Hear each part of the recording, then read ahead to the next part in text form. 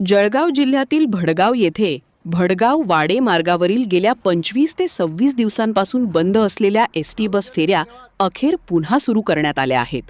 सामाजिक कार्यकर्ते अशोक परदेशी यांनी प्रवाशांसह सुरू केलेल्या आमरण उपोषणाला अखेर मोठे यश मिळाले.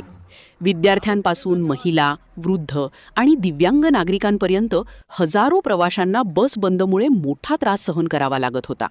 प्रशासनाकडे वारंवार निवेदने देऊनही दखल घेतली जात नसल्याने उपोषणाचा मार्ग स्वीकारण्यात आला होता.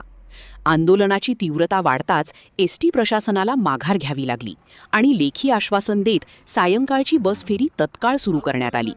तसेच सकाळी 6 वाजता नवीन वाढीव फेरी सुरू करण्याचेही आश्वासन देण्यात आले आहे. प्रवाशांच्या एकजुटीमुळे अखेर ग्रामीण भागाच्या वाहतुकीचा प्रश्न मार्गी लागल्याचे पाहायला मिळत आहे. भडगाव ते वाडे मुक्कामी बस 3 बस फेऱ्या बंद असल्या